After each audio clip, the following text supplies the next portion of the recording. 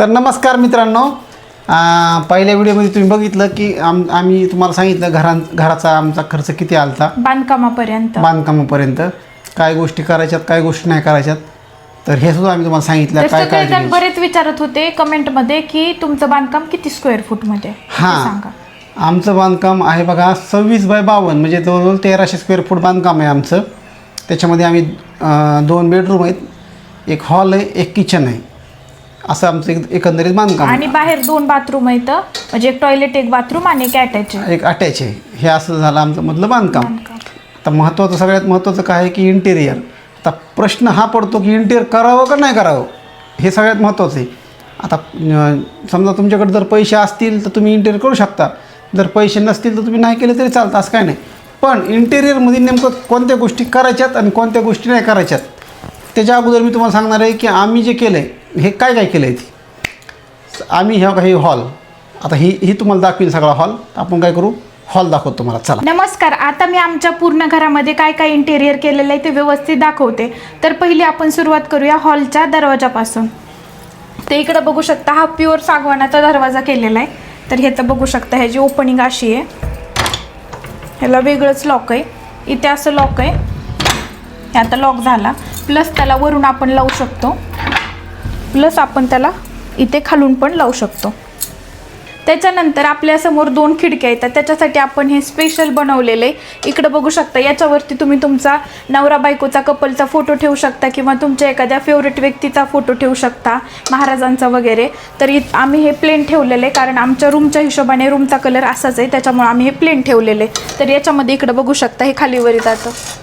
हे असं केलं का तर बाहेरचं आतलं दिसतं, म्हणजे बाहेरच्या लोकांना मधलं दिसतं, मधल्या लोकांना बाहेरचं दिसतं याच्यातून, ठीक आहे. आणि हे थोडं असं केलं का, असं केलं तर आता बाहेरच्यांना मधलं दिसत नाही आणि मधल्यांना बाहेरचं दिसत नाही. प्लस हे आपण पूर्ण खाली घेऊ शकतो आणि पूर्ण हे बघू शकता असं आपण वरी घेऊ शकतो.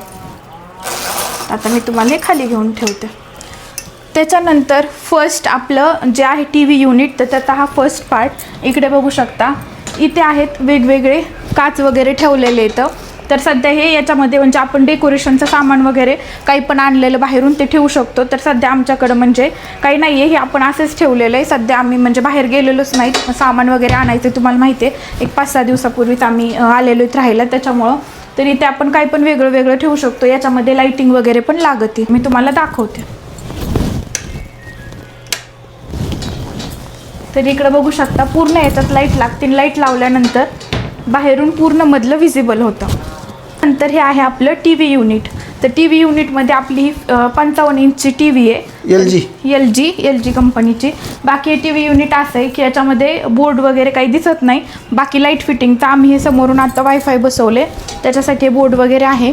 त्याच्यानंतर इकडं बघू शकता, इकडं वेगवेगळे खप्पे येतं आपल्याला सामान वगैरे ठेवण्यासाठी. हे असं टी व्ही युनिट आहे, म्हणजे पूर्ण टी व्ही युनिट दाखवताना एकदा.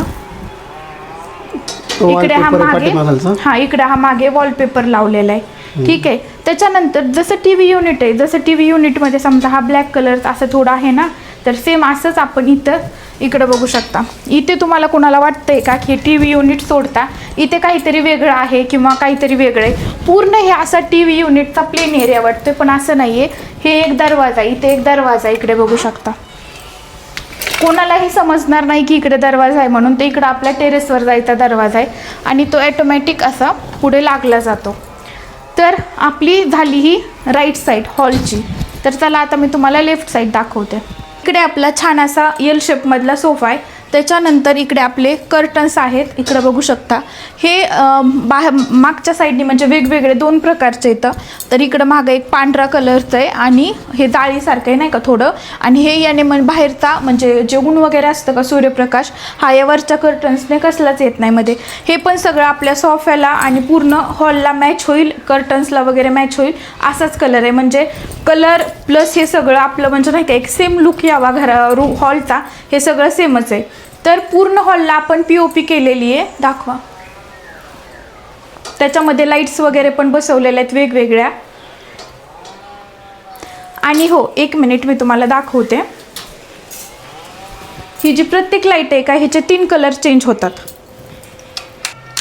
हे बघा, आता पहिला वेगळा होता, आता वेगळा लागला, आता वेगळा लागला, आता हा तिसरा लागला, आता हा दुसरा, हा पहिला. तर असे प्रत्येक लाईटचे 3-3 कलर चेंज होतात. प्लस आपला फॅन आहे का, तर तो आपल्याला तिथे जाऊन बटन दाबायची गरज नाही. आपण आपल्या रिमोट असा इथे ठेवलेलाच असतो, रिमोट घ्यायचा, रिमोट फॅन आहे, तर रिमोटवरून फॅन चालू होतो. प्लस फॅनमध्ये लाईटिंग लागते, तिकडे बघू शकता, दाखवा लाईटिंग.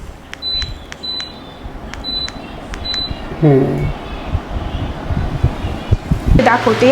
या रूममध्ये आपण काय केलेलं आहे, ठीक आहे. या रूमला पण POP केलेली आहे, वरती लाईटिंग आहे, लाईटिंगचे कलर पण चेंज होतात. इकडे बघू शकता 3 कलरमध्ये लाईटिंग आहेत. आता केलं आहे POP.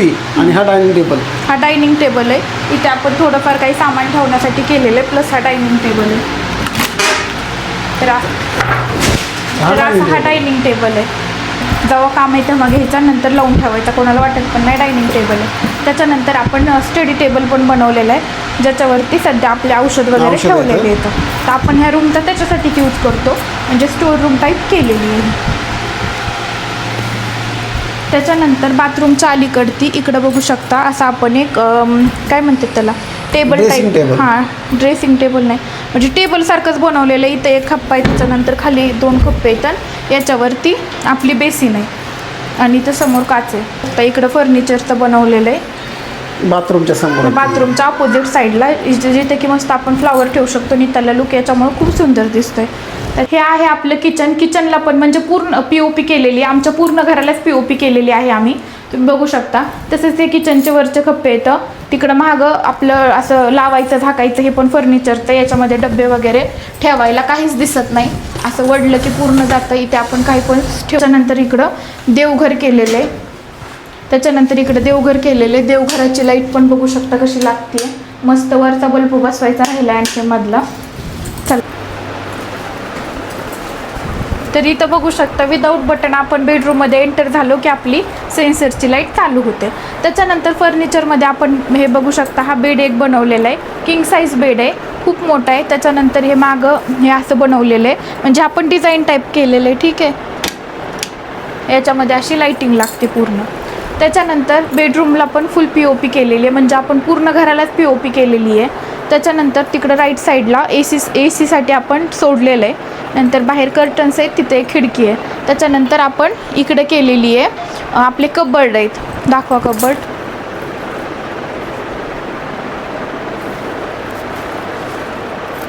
आणि त्याच्यानंतर माझं एक ड्रेसिंग टेबल इकडं बघू शकता, इथे एक सुंदर असा आरसा आहे, आणि इथं मला खप्पे वगैरे आहेत सामान ठेवण्यासाठी, प्लस इथे बसण्यासाठी पण केलेलं आहे. त्याच्यानंतर इथं पण आहे स्टोरेज, सामान वगैरे ठेवण्यासाठी, जे की सध्या ठेवलेलंच आहे.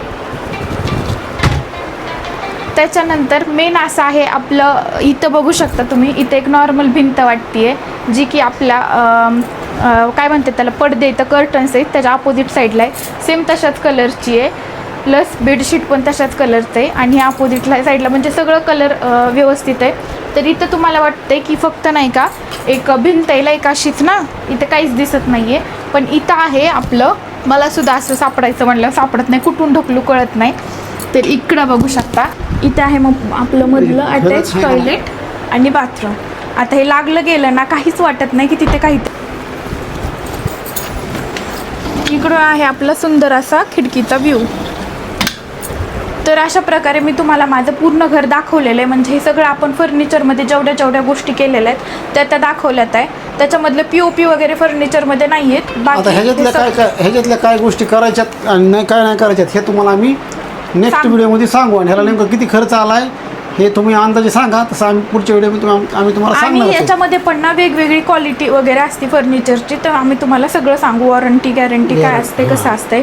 तर हे आहेत सगळ्या फर्निचरमधल्या गोष्टी, ठीक आहे, आम्ही केलेल्या आहेत. आता याला किती खर्च आला, ओव्हरऑल कसं असते, पूर्ण खर्चच नाही तर सामान वगैरे कसं घेतलं, काय घेतलं, कुठून काय घ्यायचं, कसं परवडतं आपल्याला करायचं म्हणलं तर त्या सगळ्या गोष्टी नेक्स्ट व्हिडिओमध्ये टाकू, कारण हा व्हिडिओ आता खूप मोठा झाला आहे. आणि तुम्ही सांगा तुम्हाला नेमकं काय विचारायचं असलं तर कमेंट, तुम्ही फर्निचर मधलं तुम्हाला विचारायचंय काय ते ह्या व्हिडिओच्या कमेंटमध्ये विचारा, म्हणजे पुढच्या व्हिडिओमध्ये मी सांगेन. आणि आम्ही जे फर्निचर केलं हे थोडंसं जास्तच केलंय, ह्यातलं काही गोष्टी टाळता आल्या असत्या, त्यात कोणत्या गोष्टी टाळायच्यात हे सुद्धा आम्ही तुम्हाला नेक्स्ट व्हिडिओमध्ये सांगणार, जेणेकरून तुमचे पैसे वाचतील आणि तुमचं घर आणखीन सुंदर होईल.